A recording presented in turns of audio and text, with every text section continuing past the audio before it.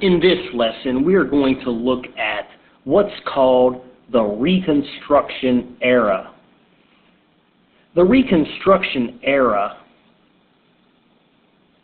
followed the Civil War era, and the Civil War era followed the antebellum era. So the period before the Civil War was known as the antebellum era. Then, of course, you have the Civil War era. Then, after the Civil War, you have the Reconstruction era. Now, we're going to look at Reconstruction and why the word Reconstruction didn't really have to do with rebuilding. It really had to do with restructuring of the South than rebuilding the disaster that was left behind by the war. As is seen in this picture, the Civil War left the South in ruins. The federal government, though, did not believe it should have the responsibility to rebuild the South. They thought this was the responsibility of individual, state, and local government. They did, however, think that they had to socially and politically rebuild the South. And this is what Reconstruction would be about. Not fixing this, but making it so the South could operate without slaves. Let's look at the intricacies of this change. So, as was said in the introduction, the South was in ruin. It was destroyed. I'm going to draw some damage to these buildings just to emphasize this. Of course, it could be the farmers' houses. Let's make them cry. Or the plantations, the factories, the few that they had. We know that that's a difference in the North and South. The South really never had that many factories to begin with. But it was expected that the federal government would help rebuild this. However, that's not what happened. And let's use some characters. So the South was destroyed, and they expect the federal government is going to help rebuild it. But President Lincoln, I'm trying to quickly draw President Lincoln here, and it isn't my best, but he said, yeah, you see all that? We're not going to fix all that. So you can imagine the Southerners throwing up their arms. What? But Reconstruction means that you're going to help rebuild. He's like, no, we're not going to do that. That's your responsibility.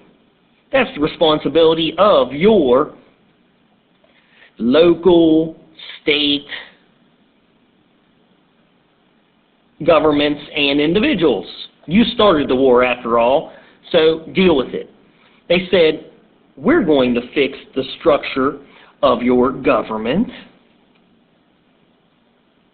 Not the actual foundations, but who's in it. Society, the way that people interact with each other. And economy, so you can operate without slaves. So Reconstruction was not about rebuilding, even though that is what it implies. It was about restructuring the South.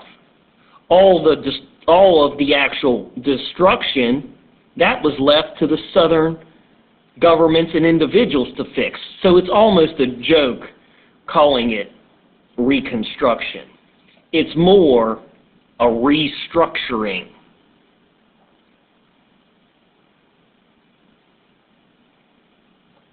Let's look at the PowerPoint.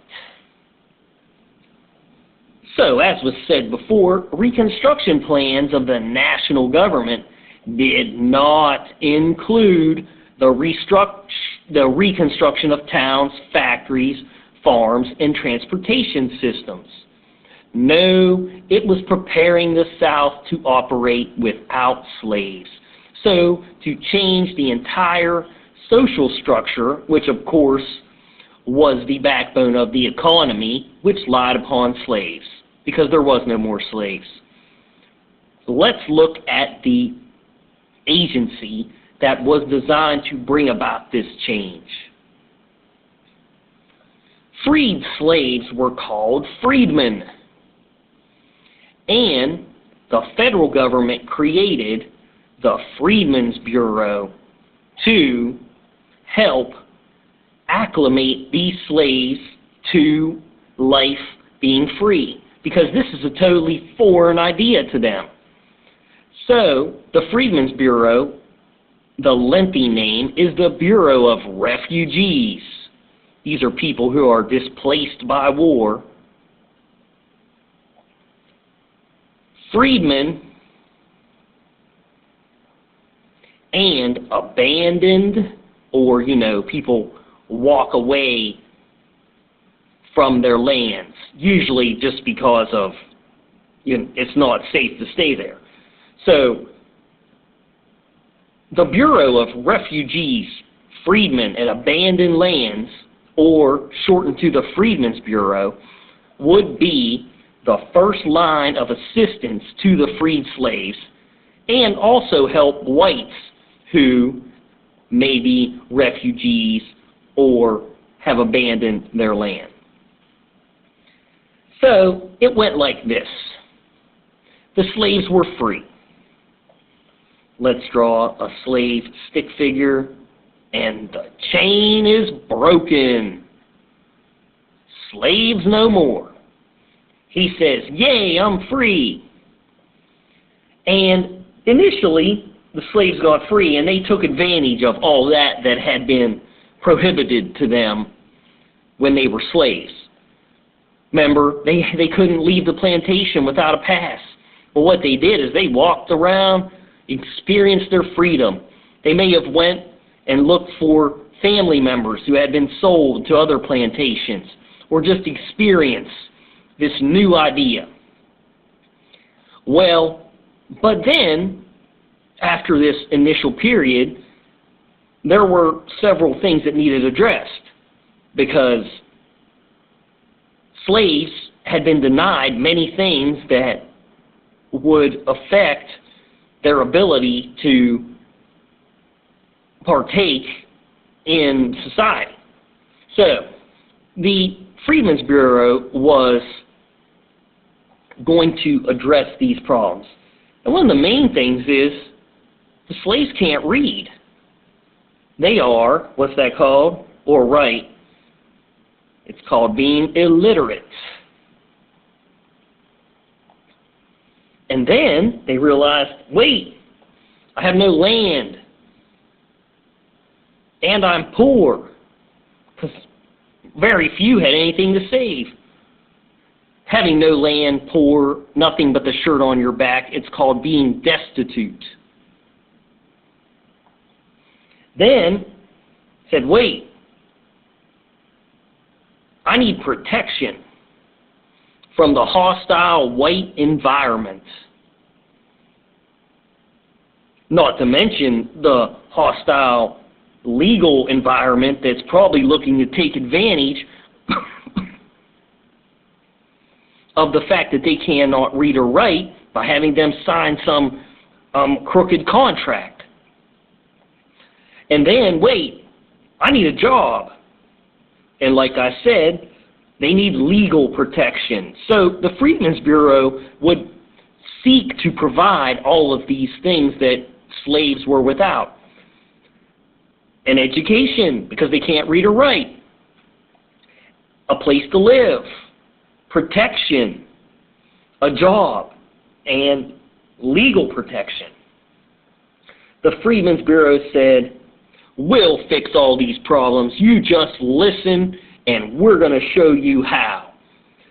So, says, okay, first of all, you cannot read or write. We have that figured out.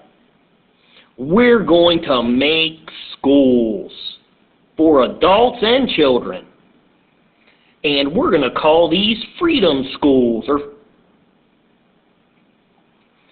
Well, the Freedmen's Bureau, even though they would promise a lot, they didn't deliver on a lot. That's partially because of the politics of the era and a change. But they did deliver on schools. The number one accomplishment of the Freedmen's Bureau was the creation of thousands of schools all over South Carolina. Keep in mind, South Carolina itself had roughly 500,000 slaves. That's 500,000 people, or half the population that doesn't know how to read or write. So there's a lot of schools that are going to be needed. It's not just the children, it's the adults. 500,000 schools are going to be needed, or not 500,000, but schools are going to be needed to educate 500,000 people. So the Freedmen's Bureau delivered and created many as thousands of schools all over the former Confederacy. And on my generic map, just to emphasize this point, the dot equals a school. Here are some freedom schools where African Americans and some poor whites of all ages learn to read, learn to undo being they were illiterate. Of course, it was against the law to teach slaves to read or write. In the freedom schools created by the Freedmen's Bureau, they were taught to read and write. Here's one picture. I want to show the differing age groups. You could see little children, but you could also see adults or young adults here. And here's even an elderly man trying to learn to read. Some more, this looks more children. This gentleman might be a little bit older right here, but still, the Freedmen's Bureau's number one success was the creation of these schools. And here's one more picture of inside a Freedmen's Bureau school. Their number one success was the creation of these schools. I see a lot of adults, not too many children, except maybe a child right here. So we can see that, as far as I've listed, there was about 5 major problems that the freedmen or freed slaves would need solved. The fact of being illiterate, by not being able to read or write, would be solved by the creation of schools. But now, how are they going to solve this problem of a place to live? Well, the original plan, which actually was started by General Sherman, was to take the plantation owners' land, because they were traitors to the United States, and give that to the freed slaves. Give each slave 40 acres and a mule. This, of course, was a field order by General William T. Sherman after, I believe it was near Savannah, but he promised the slaves 40 acres and a mule if they wanted it after the war. And this was the plan by the Freedmen's Bureau to give them the land. Well, that wouldn't work out, though. The Freedmen's Bureau had to not follow that policy. The next thing is they needed protection from the hostile white environment. So what was the most logical step was to leave the army there. So there were many troops in the South in the era of Reconstruction, which, of course, were protecting the freedmen from hostile white terror groups, such as the most famous, which you probably know, the KKK. It formed during this time, and African American freedmen were in greater danger than they had ever been because they had lost their protection of being property. Before the Civil War, African Americans really didn't have to fear for their lives because they were property, someone else's property. And if someone did something to them, their owner was going to be quite mad. Well, it's in the era of Reconstruction and even more so post-Reconstruction that they lose this status and they become in greater danger than they were when they were slaves. In fact, this era sickens me because thousands of African Americans were lynched by the hostile white environment. That is a subject of future lessons, though. Just know that the environment after the war was very hostile, and the Army was left to ensure the safety of the freedmen, which, of course, freedmen is freedmen and freedwomen. So, of course, the slaves need a job, or the freed slaves need a job, and if they get the land of the plantation owner, they'll be able to continue producing crops, and agriculture will be their job. So they're working on that. But if this goes to plan, then they will not need a job. They'll be farmers. And last, they need legal protection or lawyers on their side. Well, the Freedmen's Bureau also set up courts with assigned lawyers for the freedmen, so they don't sign any crooked contracts, which some of them did. They signed themselves pretty much into a situation like slavery because they couldn't read the contract, and the people that took advantage of them were more than willing to go ahead and do that. Let's look at the rest of the PowerPoint. So, one more time, here's a freedom school.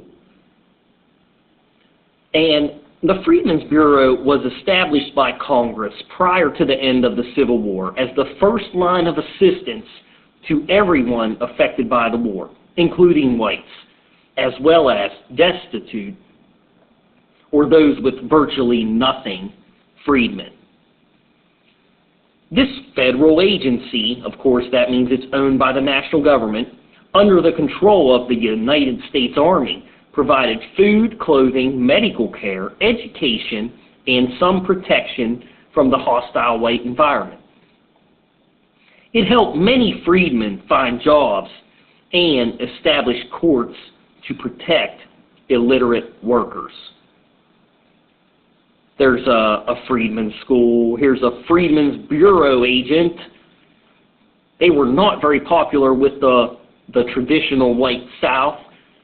The Freedmen's Bureau agent and these other Northerners that were here to help African Americans experience equal citizenship would have been part of what political party that generally looked out for African Americans in their beginning? Yes, they would have been the Republicans, the Republican Party.